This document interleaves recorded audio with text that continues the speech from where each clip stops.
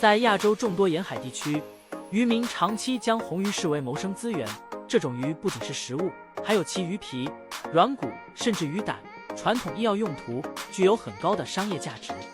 因此，捕捞红鱼的历程融合着艰辛劳作与自然搏斗的印记。从泰国湾、东海、印度洋到日本周围水域，随着红鱼季节来临，一支支渔船队列出海，携带纱网、底拖网、投掷线乃至巨型海爬，希望在一天之内捕获数百尾红鱼。渔民描述，红鱼成群结队时覆盖大片水域，身体扁平，如大风筝般游动。如遇正巧，好运可在一夜之间带来吨级海产。但此类幸运难得，多村庄开发传统手段提高偶遇概率，观测洋流、风向、水温，甚至月亮轨迹，认为潮汐周期影响红鱼觅食。潜入海底查看翻动沙迹，红鱼常埋沙偷袭猎物，沙浪异常成为隐藏鱼群的信号。发现踪迹后，渔民下放长达数百米的网，逐渐收紧成圆圈，船上数十余手齐拉捕鱼。船舱舷索呼啸，海浪撞击舷侧声响，浓烈腥气弥漫，形成海洋的咸湿交响。近年钢制停泊船、探鱼雷达、GPS 和冷藏系统出现，使红鱼捕捞变得更高效、大规模。大船能在数百吨鱼经数周远航一次捕捞。为提高产量，不少渔民不惜用破坏性大如深海拖钓或大型围网方式扫荡红鱼繁殖区，场景既宏伟亦惨烈。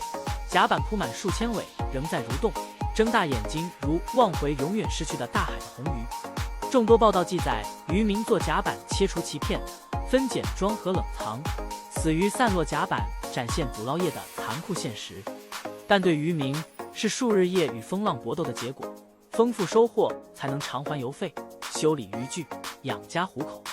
此矛盾勾勒出存续与资源保护间的复杂画面。在中国、越南、印度尼西亚部分沿海，红鱼捕捞仍为集体经济活动，多个家庭合资租用大船出海，产出依约分配。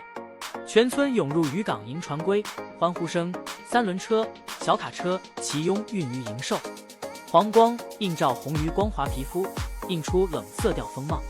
重量达数百公斤，巨红直售出口商，小个体则供本地烹饪特色佳肴，咖喱烤红鱼、米酒蒸红鱼、酸汤红鱼等，深植沿海文化生活。红鱼逐步成为集体记忆的重要一环。不过，大量捕获亦带来资源枯竭忧虑。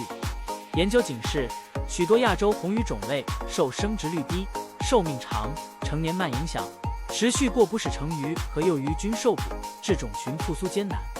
环保组织呼吁设禁捕期、最低捕捞尺寸限制等措施，但因沿海百万渔民赖鱼为生，传统观念、经济压力使保护措施多遭抵制，世代矛盾尤为突出。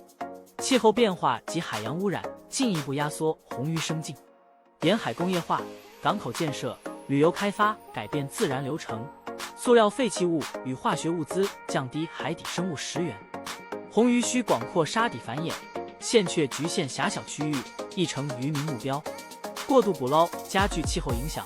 科学家警告，若无果断行动，许多亚洲特有红鱼恐在几代人内灭绝，失去不仅是经济资源，更是一地区生态与文化遗产。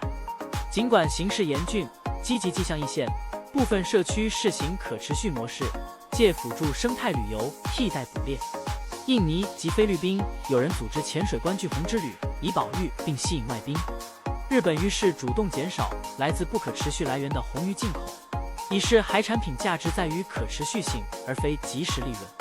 不过，实现捕捞向保护转型道阻且长，涉及政策调整、贸易改革与公众觉醒。民间故事将红鱼融入神话，如印尼群岛传说，巨红曾背渔民渡海，被视为祖先，绝不捕杀。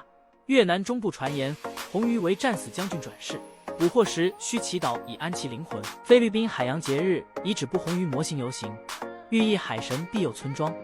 这些虽难考证，已成赋予动物灵魂、体现人与自然紧密联系的文化组成。